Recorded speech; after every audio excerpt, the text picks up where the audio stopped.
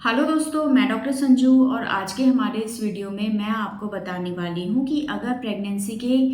Third trimester में यानी कि आखिरी 3 महीनों के दौरान आप अल्ट्रासाउंड कराती हैं और अल्ट्रासाउंड में ये आया है कि आपके बच्चे के चारों तरफ का जो पानी है वो नॉर्मल से ज़्यादा है, यानी कि आपको पॉलीहाइड्रोएमनियोस की कंडीशन है, तो कई बार ऐसे में नॉर्मल डिलीवरी कराना मुश्किल हो जाता है और ऐसे में महिलाओं को सिजेरियन डिलीवरी करवानी पड़ती है। तो ऐसा क्यों होता है कि ऐसे में महिलाओं को कई बार सिजेरियन कराना पड़ता है? तो आज के हमारे इस वीडियो में हम इसी टॉपिक के बारे में बात करने वाले हैं। तो जब महिलाएं अल्ट्रासाउंड कराती हैं तो अल्ट्रासाउंड की रिपोर्ट में एक टर्म लिखी हुई आती है जिसको कि हम AFI बोलते हैं, जिसका मतलब है एमनियोटिक फ्लूइड इंडेक्स।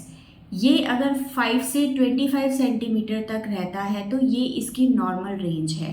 अगर ये वैल्यू 5 सेंटीमीटर यानी कि 5 सेंटीमीटर से कम है तो यानी कि बच्चे के चारों तरफ का जो पानी है वो नॉर्मल से कम है। और अगर ये 25 सेंटीमीटर से ज़्यादा लिखा हुआ आता है तो इसका मतलब है कि बच्चे के चारों तरफ जो पानी है वो नॉर्मल से ज़्यादा है। तो अगर किसी महिला में ये 25 सेंटीमीटर से ज़्यादा आता है, यानी कि महिलाओं को अगर पॉलीहाइड्रोएमनियोस है और पॉलीहाइड्रोएमनियोस भी अगर सीवियर टाइप का है, तो कई बार ऐसे में नॉर्मल डिलीवरी कराने में बहुत दिक्कत आती है, क्योंकि जिन महिलाओं के साथ ये प्रॉब्लम होती है उनमें इसकी वजह से कुछ प्रॉब्लम्स होने के चांसेस बहुत ज़्यादा होते हैं। ऐसे में एक सबसे बड़ी दिक्कत ये होती है कि पेट का साइज़ यानी कि आपकी बच्चेदानी का साइज़ बहुत ज़्यादा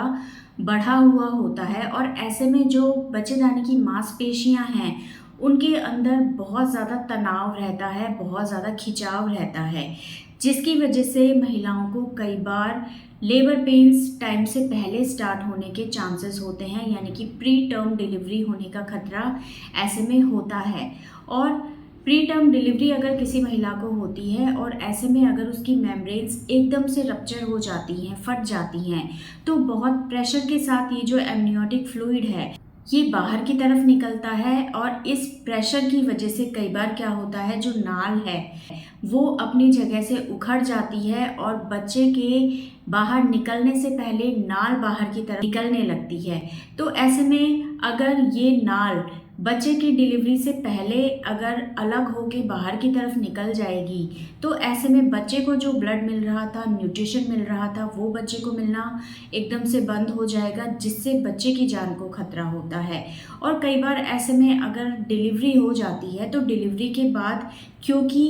बच्चेदानी की जो मांसपेशियां हैं वो बहुत ज़्यादा तनाव में रहती हैं, ऐसे में कई बार बच्चे की डिलीवरी के बाद जब यूट्रस को कॉन्ट्रैक्ट होना है, जिसकी वजह से जो ब्लीडिंग है वो एकदम से रुक जाए, वो चीज़ नहीं हो पाती है और ऐसे में जो यूट्रस की मसल्स हैं वो एकदम से काम करना बंद कर देती है, एकदम से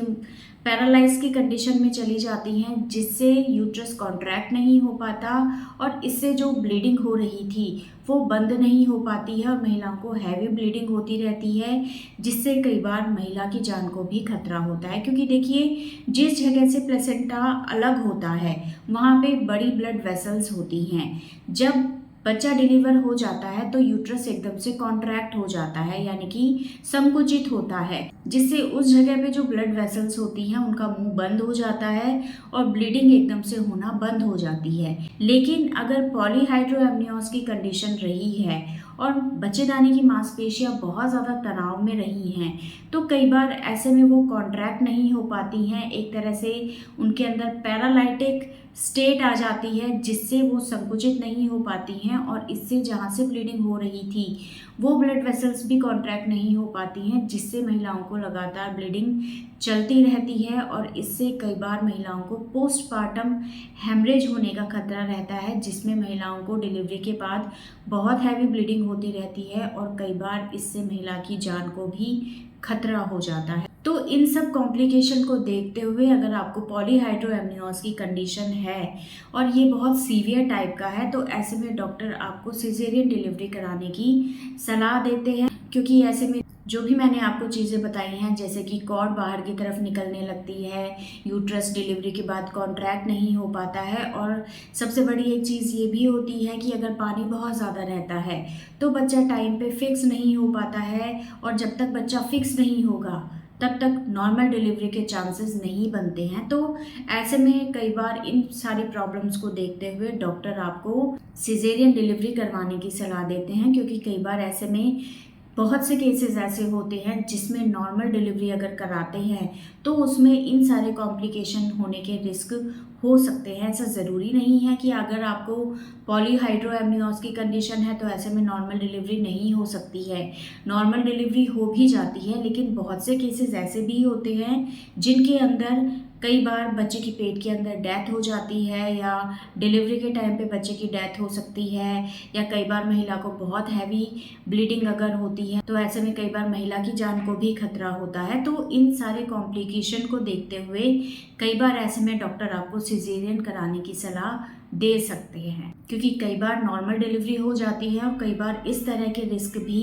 देखने को मिलते हैं जिससे माँ और बच्चे दोनों की जान को खतरा रहता है। तो कई बार अगर किसी महिला को पॉलीहाइड्रोएमनियोस की प्रॉब्लम है और अगर डॉक्टर उनको बताते हैं कि आपको सिजेरियन करवाना चाहिए, तो इस चीज़ पे भी आपको एक बार ध्यान देना ज़रूरी है। ऐसे में आप डॉक्टर से इस बारे में खुल के बात करें कि क्या प्रॉब्लम आपको ऐसे में हो सकती है, कि ऐसे में नॉर्मल डिलीवरी की ट्राई कर सकते हैं, और अगर डॉक्टर को लगता है कि नॉर्मल डिलीवरी में रिस्क हो सकता है तो ऐसे में फिर आप सिजेरियन कराने की सोचें, जिससे आपके बच्चे को सेफली डिलीवर कराया जा सके। तो ऐसे में डॉक्टर जो भी आपको एडवाइस देते हैं उस एडवाइस को आपको मानना है, क्योंकि कई बार पॉलीहाइड्रोएमनियोस की कंडीशन में माँ और बच्चे को रिस्क होने के चांसेस भी होते हैं। तो दोस्तों, ये था आज का हमारा वीडियो। अगर इस वीडियो से रिलेटेड आपके और किसी तरह के कोई सवाल हैं जो आप हमसे पूछना चाहते हैं तो आप हमें कमेंट कर सकते हैं, और हमारे आने वाले वीडियोस को देखने के लिए हमारे इस चैनल को सब्सक्राइब ज़रूर करें।